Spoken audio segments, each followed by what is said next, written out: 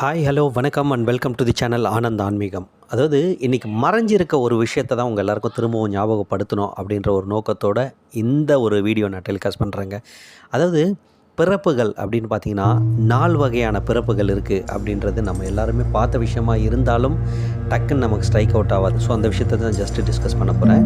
அதாவது பார்த்துக்கிட்டிங்கன்னா பிறப்புகள் வந்து 4 வகைகள் இருக்குது அப்படின்னு சொல்லப்படுதுங்க. ஒன்று கருப்பையில் பிறக்கிறது, அதாவது தாயோட அந்த கருவறையிலேருந்து பிறக்கிறது அப்படின்னு சொல்லுவாங்க இல்லையா? ஸோ கர்ப்பப்பை மூலிமா பிறக்கிற ஒவ்வொரு பிறப்பும் யோனி பிறப்பும் பார்த்துக்கிட்டிங்கன்னா கருப்பை பிறப்பு அப்படின்னு சொல்லுவாங்க. இது முதல் வகையை சார்ந்ததாக இருக்குது.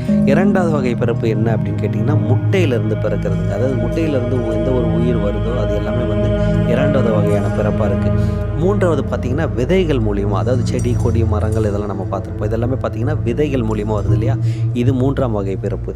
4ஆவது என்ன அப்படின்னு கேட்டிங்கன்னா வியர்வை அழுக்கு வழியாக பிறக்கிற பிறப்புங்க. இதுக்கு எக்ஸாம்பிள் சொல்லணுன்னா அந்த தலையில் இருக்க பேனு, சின்ன சின்ன கிருமிங்க, கண்ணுக்கு தெரியாத உண்ணிங்க, ஸோ இந்த மாதிரி விஷயங்கள் எல்லாமே இந்த வியர்வை மூலியமாக பிறக்குதுங்க.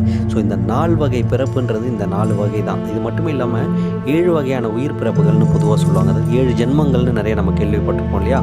ஸோ இந்த 7 ஜென்மங்கள் அப்படின்றதே பார்த்துக்கிட்டிங்கன்னா, அதாவது தேவர்களாக 11 லட்சம் பிறப்புகள் ஒரு ஆன்மா எடுக்குது. விலங்குகளாக 10 லட்சம் பிறப்புகள், பறவைகளாக ஒரு 10 லட்சம் பிறப்புகள், ஊர்வன வகைகளாக ஒரு 15 லட்சம் பிறப்புகள், நீர்வன வகைகளாக ஒரு 10 லட்சம் பிறப்புகள், தாவர இனங்களாக ஒரு 19 லட்சம் பிறப்புகள், மனிதர்களாக 9 லட்சம் பிறப்புகள். இதுதாங்க கிட்டத்தட்ட 84 லட்சம் பிறப்புகள் வந்து நம்ம சித்தமார்கள் ஆல்ரெடி சொல்லியிருக்காங்க. இதோடைய டேட்டா எங்கே இருக்குது அப்படின்னு கேட்டிங்கன்னா பத்ம புராணத்தில் இதை பற்றி டீட்டெயிலாக நம்ம எல்லாருக்கும் சொல்லியிருக்காங்க. ஸோ உயிர் பிறப்பின் மொத்த ரகசியமே இது தாங்க. ஸோ இன்றைக்கி நான் சொன்ன விஷயம் உங்கள் எல்லாருக்கும் வந்து கண்டிப்பாக இன்ஃபர்மேட்டிவாக இருந்திருக்கும்னு நினைக்கிறேன். இது வரைக்கும் நம்ம சேனலை சப்ஸ்கிரைப் பண்ணாதவங்க சப்ஸ்கிரைப் பண்ணுங்கள். அண்ட் இந்த விஷயம் எல்லாத்தையும் அடுத்த ஜென்ரேஷனுக்கு நம்ம கொண்டு போய் சேர்க்கணுங்க. ஸோ இதுதான் நம்மளுடைய கடமையாக நினச்சி இந்த விஷயத்தை நான் பண்ணிகிட்ருக்கேன். And thank you every one. நன்றி நன்றி நன்றி.